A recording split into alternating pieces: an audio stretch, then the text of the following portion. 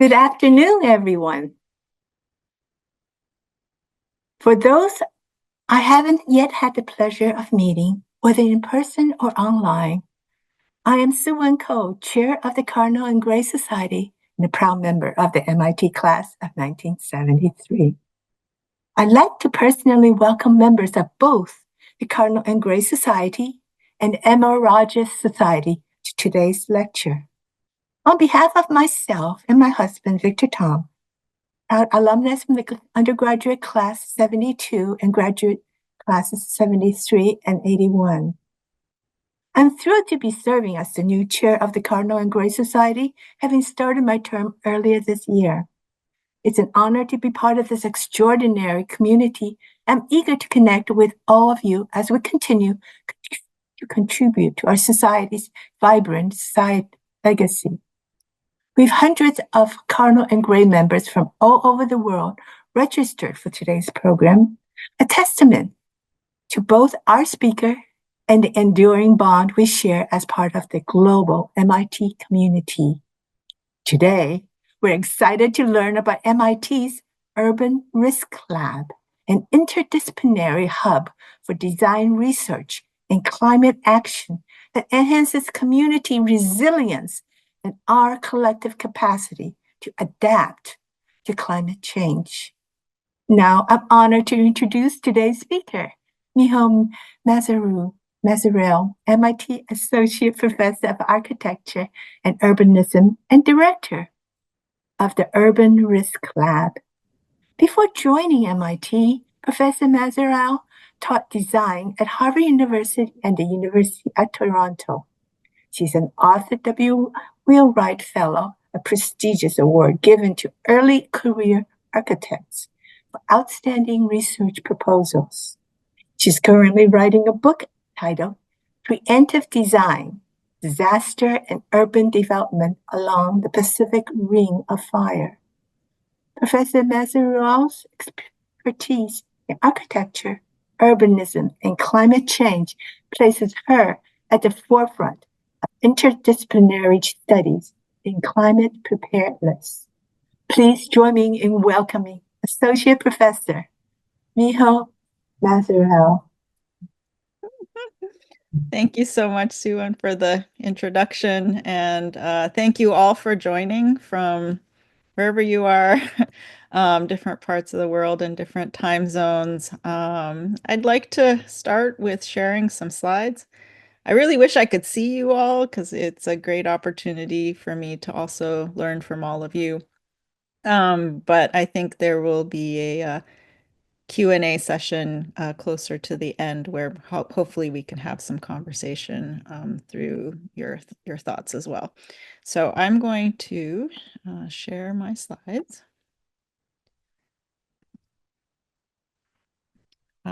Is this working all right?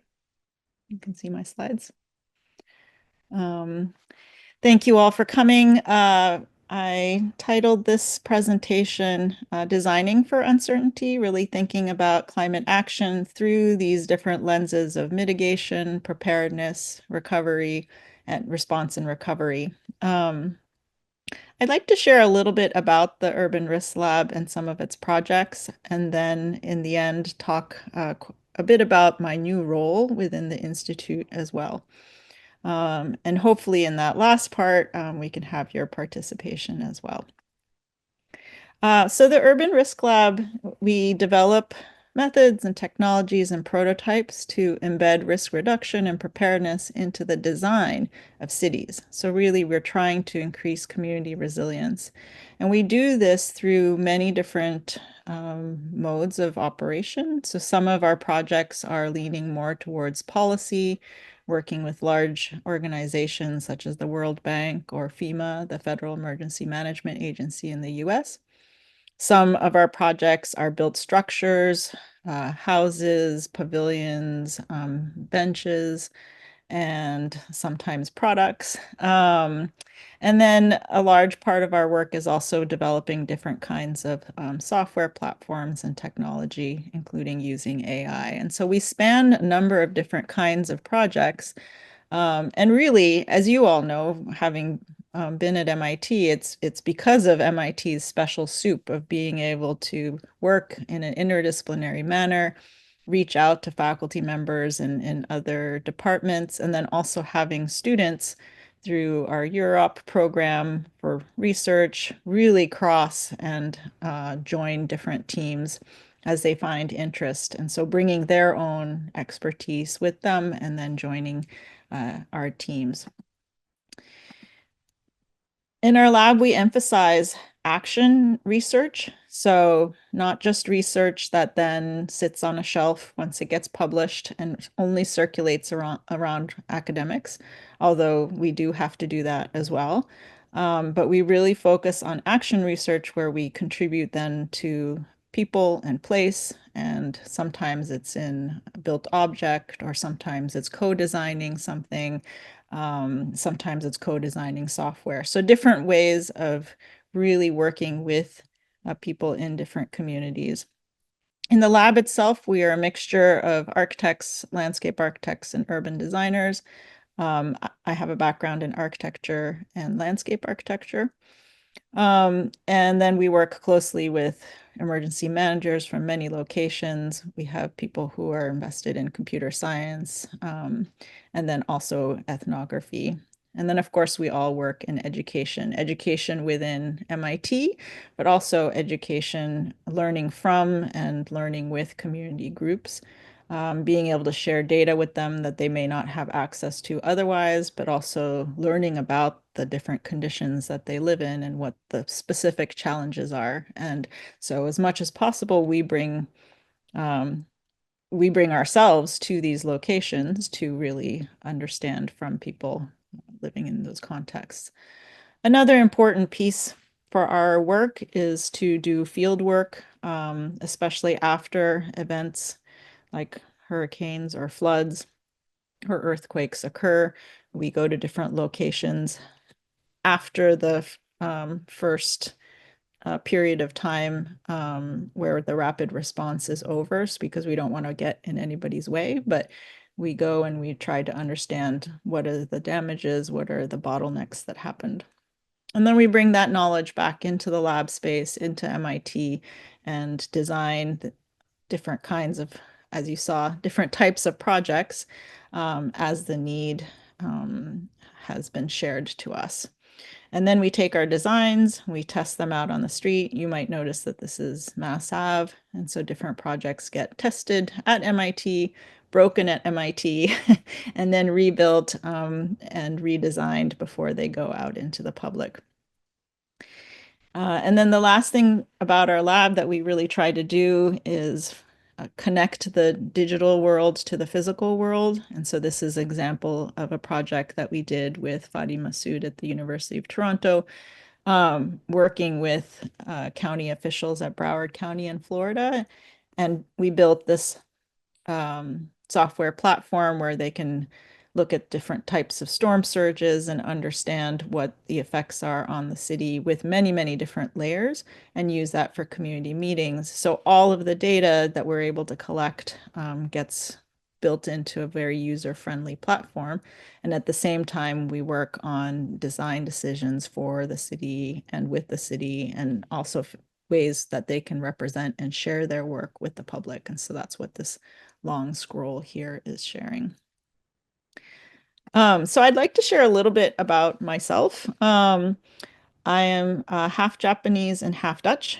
I lived in Malaysia for almost all of my life, and then I came to the US for undergraduate and then graduate. And then I worked in the Netherlands for a while, and then came back to academia. Um, and almost every year I've been trying to go back to Japan to do research, because while I was in college, there was an earthquake in Kobe in 1995. And my parents had just moved there, but they were luckily not in Kobe at that moment in time. But it really struck me through the recovery process of such a big city, really that had been spending a lot of policy, finances, and structuring policy around seismic resistance. And to see a city like that be thrown into chaos. And so that's really where my research started, on understanding the impacts of these kinds of disasters on cities and what can we do about them, how can we mitigate, how can we prepare. So then I've been working on this book pretty much since then. So it's many decades in the making, but it will first finally come out sometime, I think, around January or February of this coming year, in 2025. And essentially, it's cases and stories from all around Japan, hundreds of them that really talk about both preparing and also different kinds of structural mitigation, and then also different modes of recovery, thinking about who is involved from government to engineers and landscape architects and planners to community members, and the strength that each of those bring with them. And the book is organized in three parts: urban systems, park networks, and architectural transformations. And then the original drawings that I did with other members in the lab really harken back to the Japanese ukiyo-e, adopting sort of similar color palettes and annotation methods, but also really depicting people performing everyday activities. And some illustrations highlight the space, while others are really looking at sort of regular day usage of space and then also disaster usage of space. So a lot of this research has gone into developing projects at the Urban Risk Lab, and I'd just like to show a few examples. So this is research on the park networks. In Japan, there's actually this very extensive nested system of evacuation parks, starting from national level scale parks like the Tokyo Rinkai Park, and then all the way down to little tiny pocket parks, which are really for neighborhood evacuation. The larger parks are reserved more for logistics of how the self-defense force and others can take in supplies and then redistribute them, whereas the smaller parks are for residents to evacuate to, and then at times have to really stay and shelter there for many days, sometimes weeks, sometimes months, depending on the severity of the disaster. So the book, the research for it, I visited about over 50 parks, really chose the ones that were really unique and most interesting. But so many of them have this, what we call in the lab, dual use of, on the everyday, it is performing one function, for example, like a stadium, a regular stadium for sports events. But then when there is a disaster, actually you understand that underneath the stadium benches, there are storage units for everything from blankets to boats to temporary toilets. And the way the stadium designed is explicitly designed so that trucks can roll up to the side of the stadium, and then goods that are sorted in the inside field can be redistributed and go out to the trucks and then sent back to the cities. And so there are so many cases of Japanese parks designed with this dual use in mind.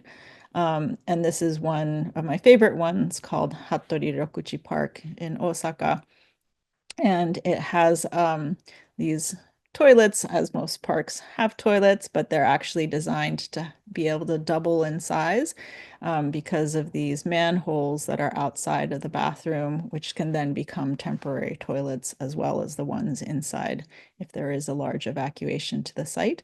And then other things such as this barbecue, it's actually a restaurant and a place where people could normally come to barbecue their food and enjoy time outside.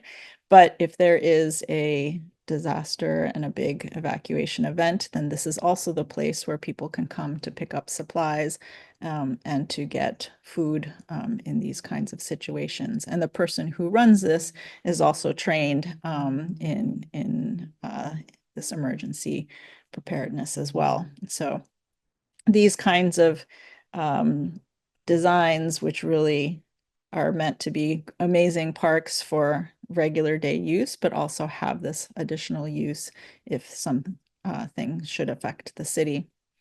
Now, as I mentioned, we documented many of these parks and different kinds of structures with all of their dual use, but it was very interesting in our research interviews that many of the residents were unaware that these were primary evacuation sites. And some of them even took photos of our park evacuation map to remember which ones were evacuation areas. And so this pointed out to us that there's often this disconnect between what governments are doing and spending quite a lot of money doing, and then the communication it takes to really have people on the ground also understand what the design of this is intended for. So one of the principles we hold in the lab is really how do we connect everyday needs and everyday uses to post-disaster needs. And so one example of this, and actually I'll show two examples. One is a physical building that we designed and built, and one is a software platform. But both of these try to capture the idea of, making some place where people gather anyway, for example, transform into the place they need to gather if there is an earthquake or a flood, or depending on the kind of hazards that are predicted for that region. And so taking this principle, one of the projects that we worked on is called Preemptive Design. And we really tried to create this sort of dual use in Nepal after the earthquake. So there was the earthquake where there were almost 9,000 deaths in 2015. And many of them occurred in buildings. And so outdoor space was where it was deemed to be safe. And we ran in our usual method of reaching out to community members, had lots of conversations to understand what were the issues, bottlenecks, challenges during the recovery period. And then also maybe what were some of the challenges beforehand. And many of them said water. Water was always the thing that came up over and over and over, a challenge of collecting clean water, the availability of clean water. And then after the earthquake, it just exacerbated it because of all of the broken pipes. And so we interviewed women and trying to understand sort of what their current water needs were and what their anticipated water needs were in the future and where they collected water. And this little cloth here has been their filtration method, even when the water does come. And this tap actually only gets turned on once a day, and it's not clear when the tap will get turned on and when it won't. And so just waiting for water or finding water and collecting water is a large part of their day, wasted in times. So we were trying to figure out how to connect sort of cleaning water, having water supply available, and then also what type of design we should make around this. And that's when we discovered these patis, and they're these traditional pavilions where in the Kathmandu Valley, as travelers came from one part of the country to another, they would offer water at these pavilions. And all of the pavilions hold a space in a plaza. And so we adopted one of those, and we went and we measured, working with a local NGO called Lumanti. And then we worked with the community to understand what they would want to have there. And so after salvaging some of the posts that we could reuse, but the rest of the building was damaged in the earthquake, we designed this with a large water tank underground so that they could have the water and not have to wait for this water to be turned on, and then also the water cleaning mechanism in the back. And so this is the finished building. Underneath the floorboards, we actually have storage space where they can hold their emergency preparedness supplies. And then they asked to have half of the space available for tents for weddings, because they also hold weddings in that plaza. And then we helped to create a women's microfinance group who then manages the water purification and the taps and the usage of it. And so this is just a couple of images of it afterwards. And then people using it at night, because now it has solar panels and electricity. And the nice thing about this project is actually the Lumonti, the organization that we worked with, have now created additional other versions of this. And once in a while, we get new photos of new similar types of projects. And so this is an example of a pavilion, which it's sort of a combination of a somewhat preservation reconstruction project, a community gathering space, but then really embedding it with this dual use. And also, should another earthquake hit this region, at least they'll have this water tank already for any kind of emergency use they would need. So similar idea, a very different kind of project that connects everyday needs to post-disaster needs, is a series of software platforms that we have built in the past. And they all use, so there are many emergency apps out there, but if we could do we could do a show of hands of how many people have actually downloaded, for example, the FEMA emergency app. There'll be very few of us. Um, oh, Lizzie has. Excellent.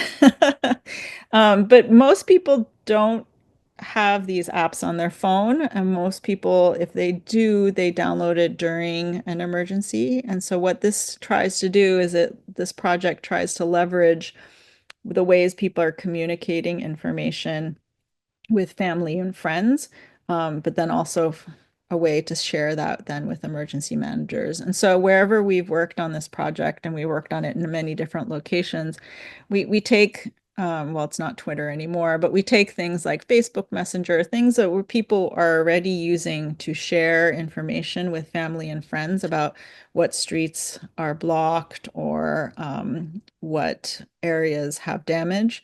And we ask them to share to our platform, and then we also share with emergency managers. So there's really a connection between people who are in the ground, who really have the best real-time information, and the emergency managers. And so that response can be quick.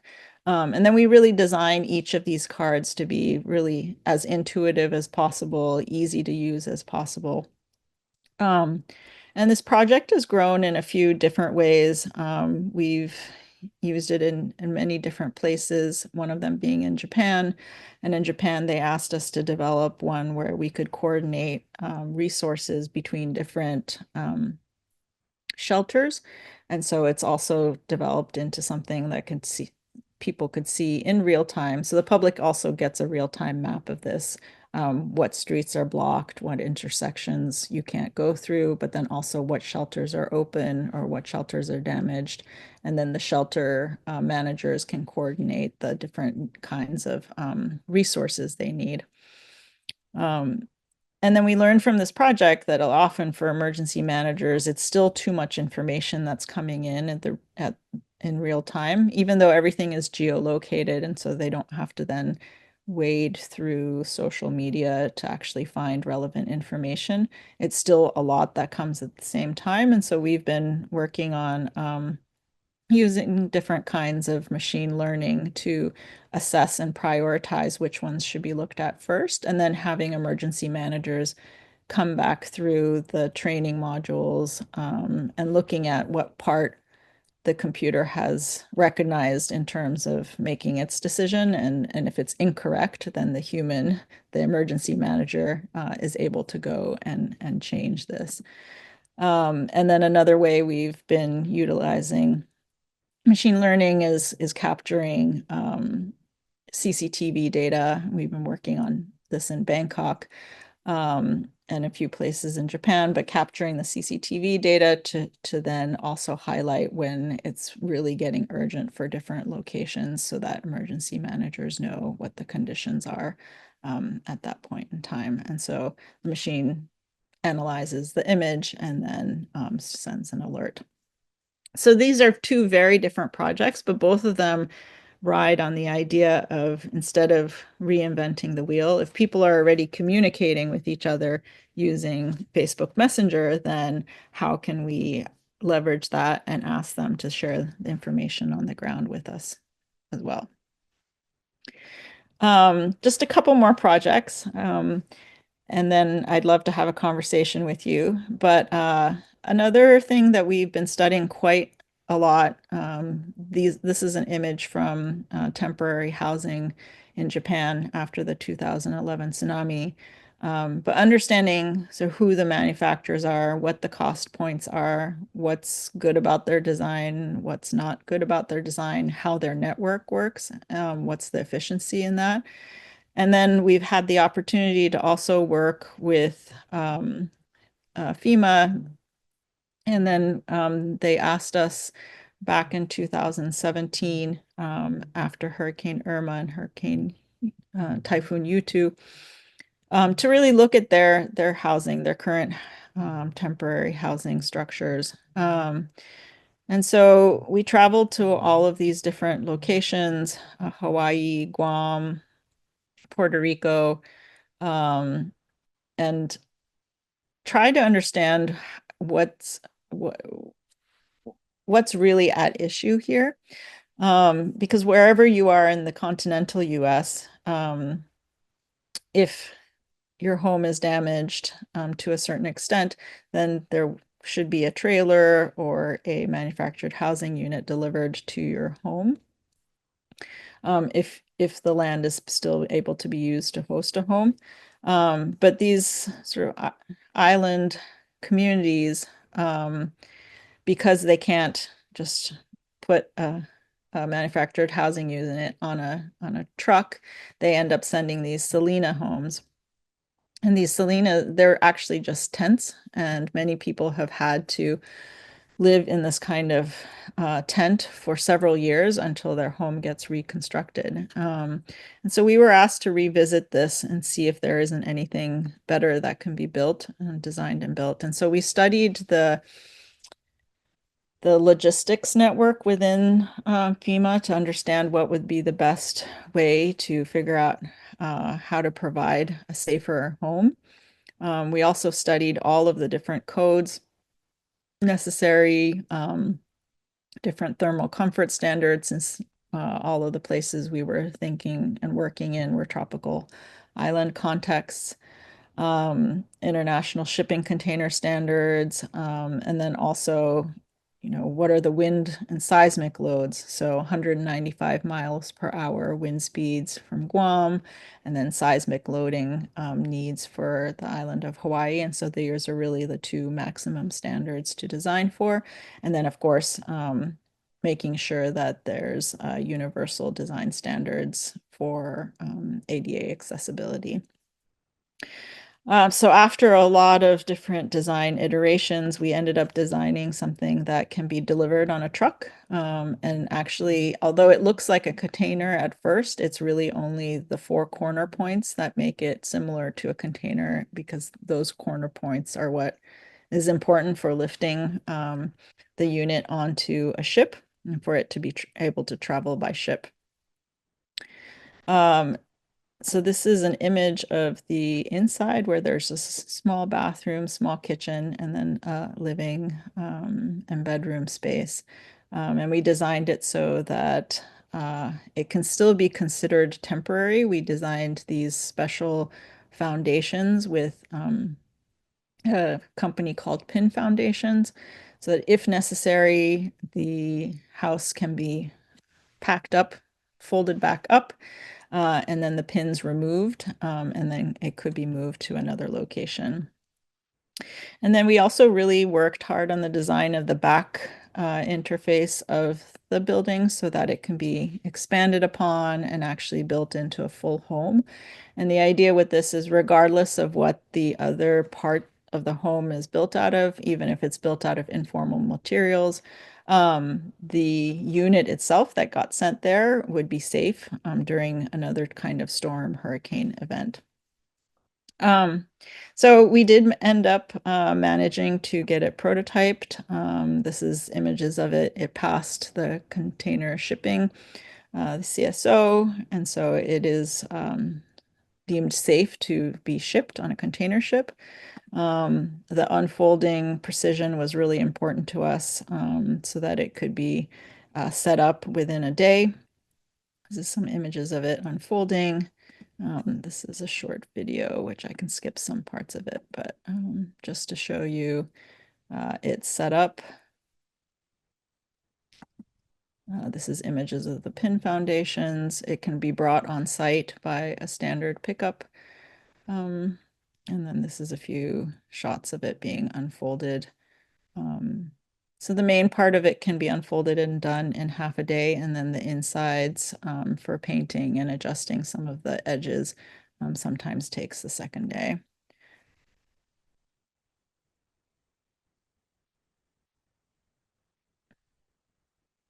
Bathroom, and then some images of the interior and ceiling fan and a lot of cross ventilation because these are all tropical climates. And a quite comfortable little home. So this is an example again of, we did a lot of field work, a lot of research to understand what some of the bottlenecks were. And currently this little home has been given to FEMA, transferred to them, and they're doing wind and water testing on them. And hopefully it will be something that they fold into their collection of different response mechanisms in the future.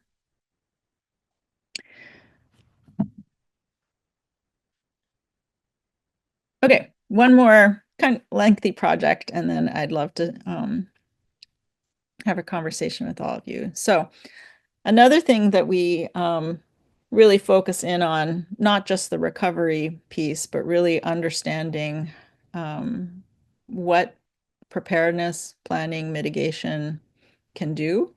And there are a number of studies out there that show that $1 invested in disaster mitigation and planning and preparedness really saves between $6 and $13 in recovery. And the range is because of the different type of disaster and the type of work that's done beforehand. But there's several papers that point to these. And so a big project that we have been taken on that's very, very, very MIT is the Climate Grand Challenge project. And ours is called Preparing for a New World of Climate and Weather Extremes. And the reason I say this is so MIT is it involves 19 faculty members from across MIT, from School of Architecture and Planning, from Earth and Atmospheric Sciences, from engineering, and then also a lot of scientists who are looking at energy systems. And so it has 4 different points to it. And the first is reducing key scientific uncertainties, really understanding the aspects of extreme events. Because as you probably all know, usually cities plan for events based on the historic events that have hit their cities. But things have been changing. The climate has changed, and different types of events that are often called 1 in 100 year events happen 2 or 3 times within 10 years. And so one example of this is Carrie Emanuel's work, who instead of using just historic events, actually models individual tropical cyclones, hundreds and thousands of them, to see what could be anticipated for coming in those locations in the future. And then another piece that's really important in this project is downscaling. So from this global model, really downscaling to understand what the risk is for specific locations. And then what are those rare events that we should be expecting. And then the part that our group has been taking on is then what do we do with that information? How do we communicate it? How do we empower residents in those locations to use that information? And then how do we help the city both in sharing and preparing, but also what kind of mitigation projects that they could be taking on? And then the last piece is faculty members who are working on the energy transition, what the implications of these kinds of very large extreme weather events would be. For example, if there is if it'll affect the grid, or if there's an energy transition into solar panels, what would the effects be? So it's a really dynamic group, and we meet every 2 weeks and share progress on our research. And the goal is to have this pipeline from really understanding the science, then the downscaling and risk modeling, all the way to how that impacts our energy systems and then also cities. So just to explain a little bit more about what we've been doing then within our adaptation toolkits. We've been working with a number of different cities, and we've developed 3 different pieces. And all of this comes from really the understanding the downscaling and the flood modeling for these locations. And the flood modeling piece is also taking into account the sort of sewer and pumping systems that each city has, and then looking at what the flood conditions might be. And then we've been developing a situational awareness kit, and that's working with, for example, in Boston, we're helping to set up a community emergency response team with the Boston emergency managers, and then co-designing this tool with them that is for them, and designing it with them so that it's easy to use, and they're able to then highlight where the main issues are and also where the most damage is. And so they'll be they're called hazard impact teams that are trained for this, and they're able to share this information with Boston emergency managers, but also they're trained with the awareness of, if this kind of event is coming, then these are the things that we need to do to start preparing for them. Another piece of the toolkit is really understanding the recovery. So the sound might sound a little bit odd, but oh, especially within the US, housing is what's least prepared for in terms of recovery. A lot of locations have emergency response plans for the first 72 hours. But how to recover from an event like this is something that a lot of places haven't planned for. And in all of the locations that we found, we researched and we interviewed, a number of the places that do have recovery plans often had a consultant or a contractor take in that information and produce a plan, which then sat on a shelf. And so the people who were tasked with deploying the plans weren't involved in that thinking process. And so, in a similar manner as we do for all of our projects, we went and we interviewed people in many different locations after many, many different kinds of events.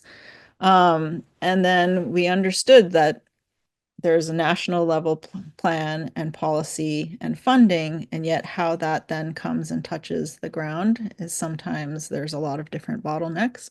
And how is it that we can start to make a more smooth conduit between those?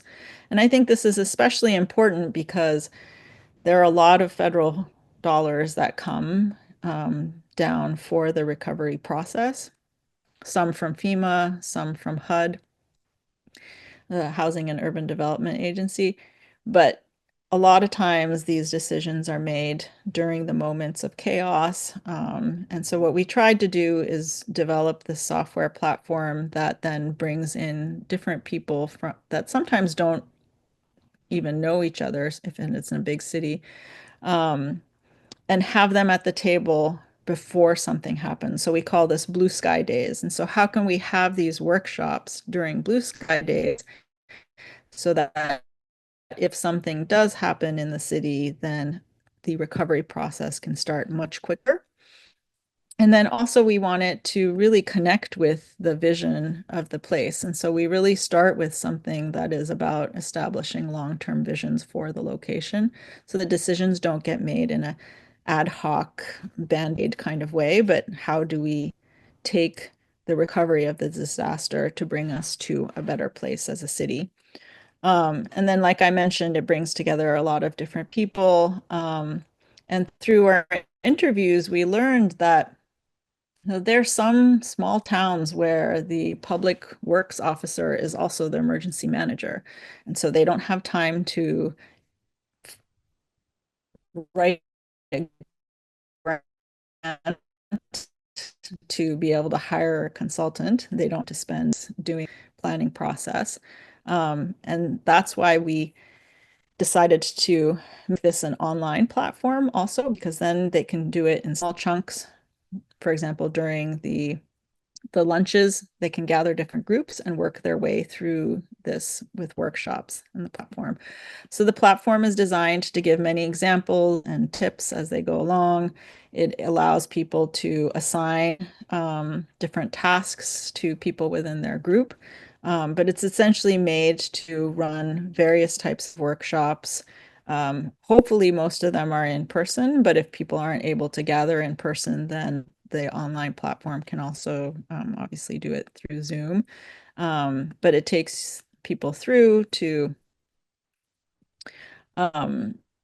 process different aspects of this recovery, but all beforehand. And so, again, how this connects to the work that the scientists are doing is this different kinds of scenarios that they're planning for come from that. So, for example, Sai Ravella is modeling different types of events, for example, tropical cyclone events, and then given these different conditions, we choose about 5 of them to workshop through. And then right now we're still in the piloting phase where we've partnered with certain cities and they're giving us feedback and sharing knowledge with us about the platform and how easy it is to use or where it's complicated to use. And so we're still in this process of fixing this and also learning from what challenges they've faced within this. Those scenarios are curated and compiled from working with the scientists and engineers in the previous slide that I shared. I think I was given 40 minutes to talk, so just briefly to share this new hat that I'm wearing. I've been asked to be the mission lead for empowering frontline communities. I don't know how much you all have heard or been involved with the President Cornbluth's new climate project, but essentially the climate project, which was launched in September of this year, has 6 different missions, decarbonizing energy and industry, empowering frontline communities, building and adapting healthy, resilient cities, inventing new policy approaches, and wildcards. So there are leads for each one of these missions, and we have been reaching out to many, many members of the MIT community, both people who are at MIT now and people like you who may not physically be at MIT every day, but still are tied to MIT.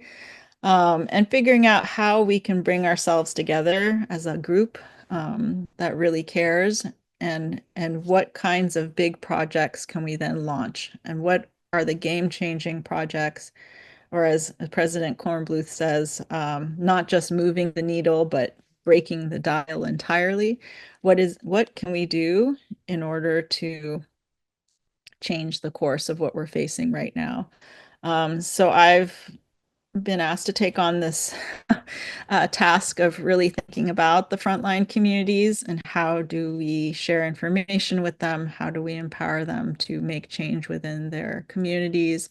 what is it that we need to do together. And so I would love any of all of you to share your thoughts and advice with me.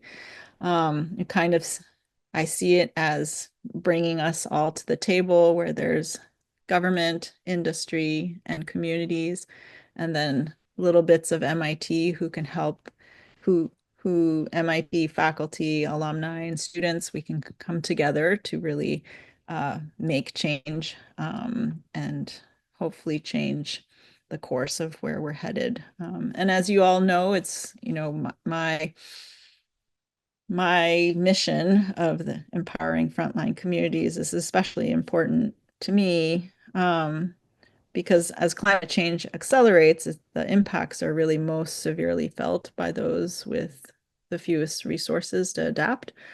And the vulnerability of the frontline communities is not part of sort of we use the word natural disaster a lot, but it's not natural. It really stems from long-lasting socioeconomic and environmental inequities.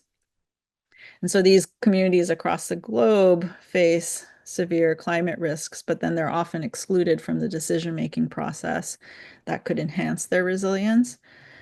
Um, so as they co-inhabit cities, sometimes with the wealthier populations, they're still disproportionately impacted by legacies of colonialism and race and caste-based prejudices like redlining, underinvestment in infrastructure, and systemic ecological injustices. And so we're trying to bring together a lot of different kinds of projects to see if we can find synergies between all of mitigation and adaptation and various kinds of projects that we might be able to launch.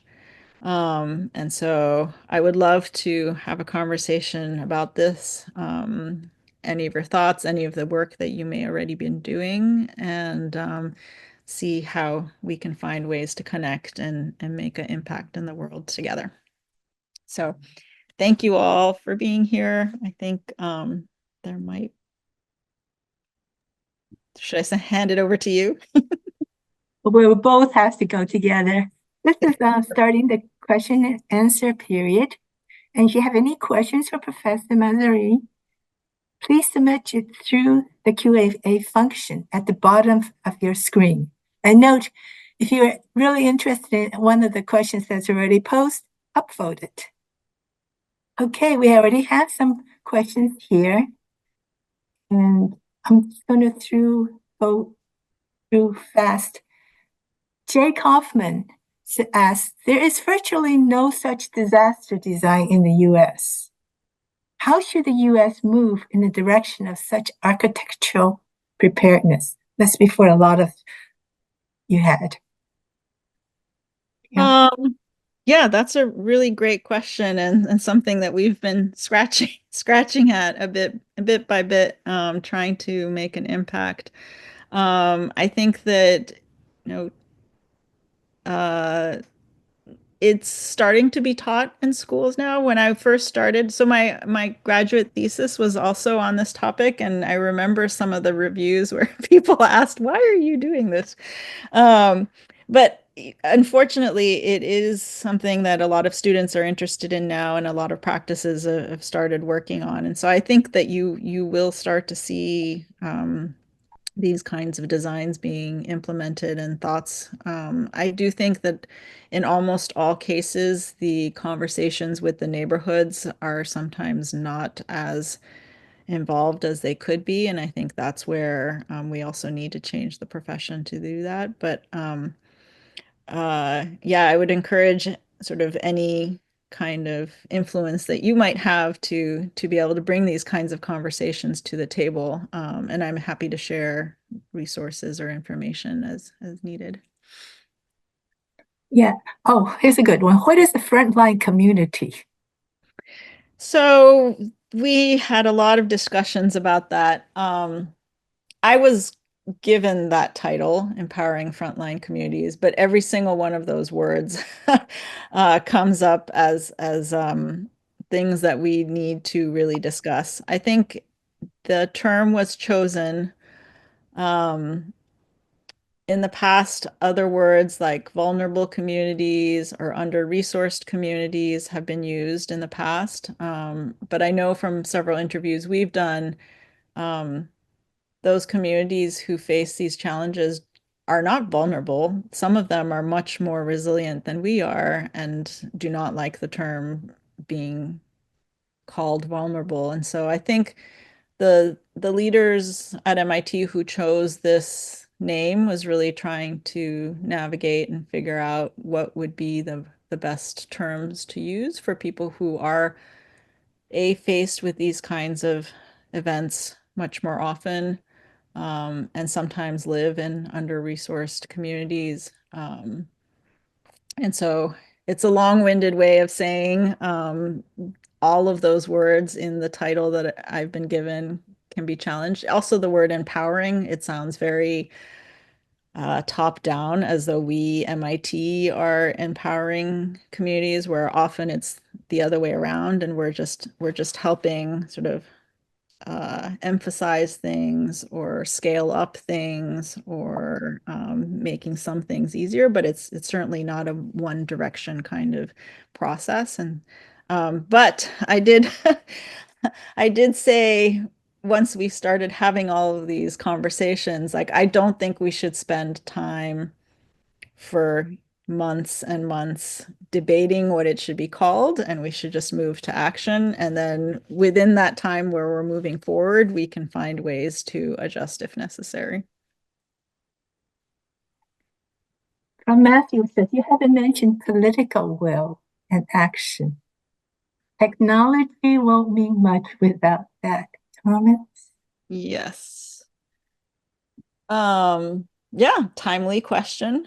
But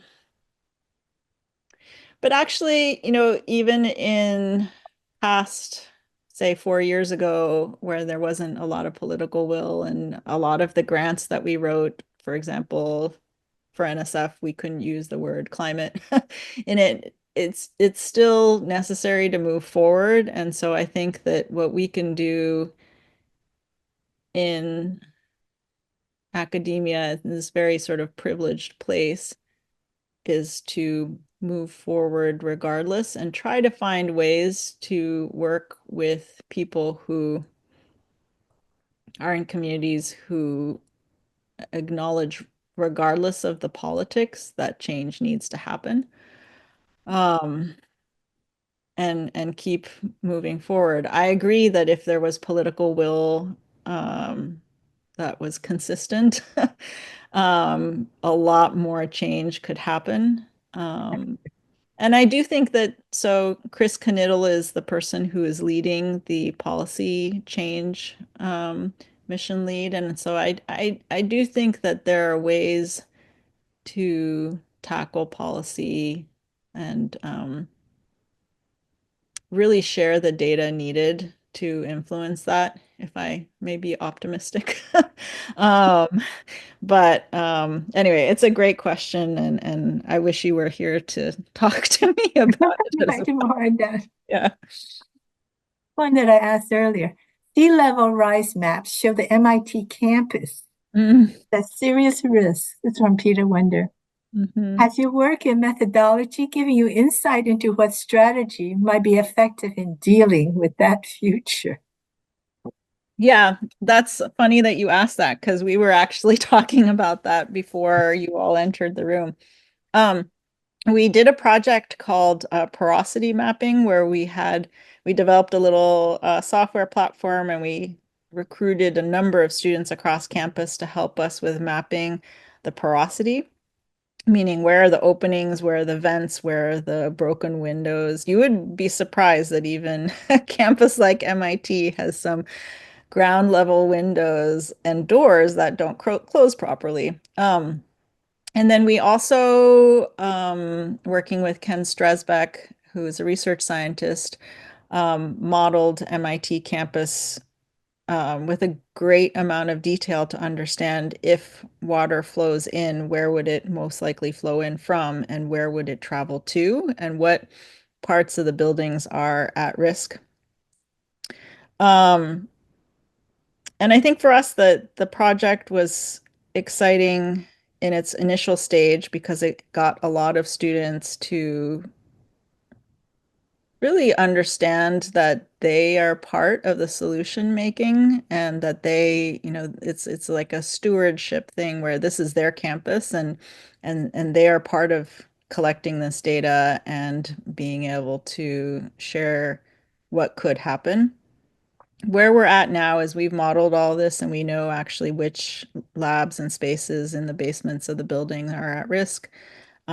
We've shared this also with campus planning so that new buildings are taking this flood map into consideration. So new buildings that are going up right now on MIT campus are all positioning for example, their generators and things on the second floor, and they're all designed to be able to withstand these kinds of events. And then for the other buildings, we really need to do the human outreach side of it now. Now that we have the data, we have to speak with the faculty and students who occupy those spaces and make sure that they're aware that this kind of event could happen, and how they need to prepare for it. And so that's the next phase of this project. But if you're interested in the mapping and the tools that the students used, I'm happy to share that with you too.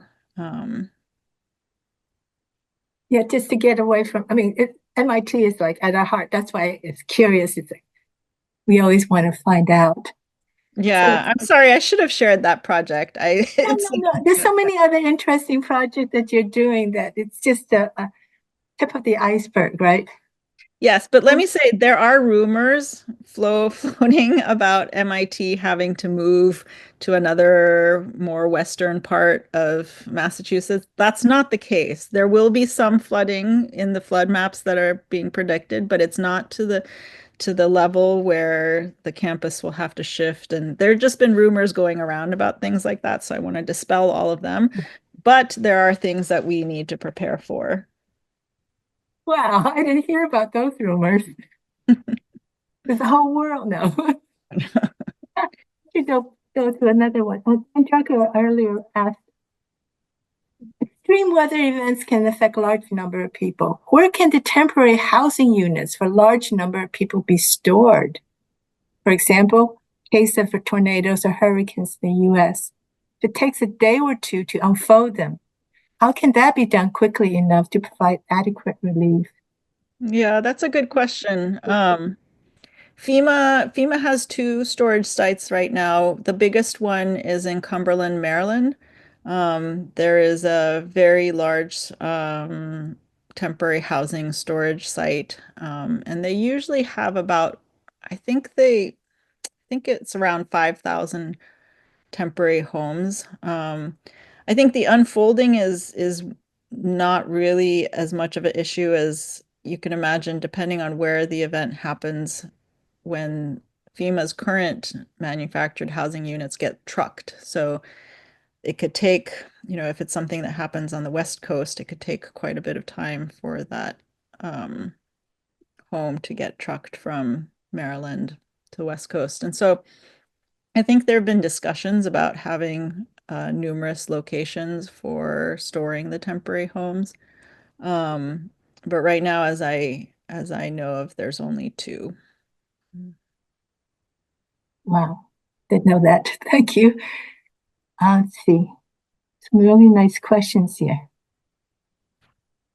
Oh, there's a not question from Sarah. MIT Sloan just set up a climate policy center. Chris is the faculty and Mhm, Bethany, mhm. executive director. This is great. And from Bridget, destruction of climate events tend to be on the surface of the landscape. What about the infrastructure? Does it determine the form of future rebuilding action? Yes, in many locations, for example, in Florida, actually in many cities, the as sea level rises, the saltwater intrusion also comes further and further inland. And so even things like sewer pipes tend to get corroded and basements. And so I think that there is a lot of change that will be needed in the future as we consider these different locations. Yeah, it's like the drought sometimes. I think under Boston, some of the piles are drying out, and so they were not getting stable. Yeah. And Sarah has also mentioned that having worked with our Massachusetts U.S. equity groups, here is exactly which groups the empowering communities mission has connected with or planning to raise up these communities. Since Sarah is the lead for our alumni energy environment, might be a better answer after the webinar. I picked that up. Yeah, actually, I would love to connect. We are in process of creating our different groups, and so please do. I mean, anybody, please do reach out to me. My email is mmaz@MIT, and then the lab email is risk@mit.edu. So very, very easy to remember. So really, I would love to have continue some of these conversations, and also if you have people that I should speak with, and yourselves, if you want to engage, I would love to have a follow up. There was another one. Have you? I mean, there's other prefab units. This is from Bob. Mm-hmm. That is made in Nevada. Mm-hmm. Box apparel, what that is collapsed. I mean, there are other forms of buildings that's being done. We did do quite a bit of research. I will look this particular one up. What we were tasked with from FEMA was really making sure that the seismic code and that it could withstand the 195 miles per hour. And so it's a bit of I think that I will definitely look up the one you suggest. Yeah. And I'm But various ones are much more lightweight and easy to put together and collapsible and completely flat. But we had to make some adjustments and negotiations based on that. Yeah. yeah, depending on constraints. I mean, to be safe, Yeah. I mean, earthquake proof and wind proof, Yeah. different. Let's see. How about use, I'm from Charlie Smith. How about the use of robotics in disaster relief? Is Oh, somebody already in place to do help some mitigation function before it is safe for humans to perform them? yes, there's quite a bit of use in that. I mean, the most I've read about it is in more war related conditions, war type disasters. But there are some groups who are studying that. So I can share some information if you'd like to reach out. Um, I think we might already be at time. Is there a way that can I keep these questions? Do I get to keep them or read them? Lizzie? Yes, Lizzie here. I have saved the questions, both the ones that have been answered and the ones that were not answered, along with the name of the person who asked them. So Great. I will send those along to you later today. Great. Thank you so much, and thank you all for being here. Yes, please reach out if you are willing to continue the I'm sure conversation. there's a lot of people out there that would really want to. And thank you very much, Professor Mazereeuw, and all the attendees. Thank you too. And I just want to do save the date because December 12th we're having a holiday pops at the yeah. So about beginning of November there'll be more notes going on. But yeah, thank you so much for joining us and have a great day and weekend and enjoy the weather. Thank you.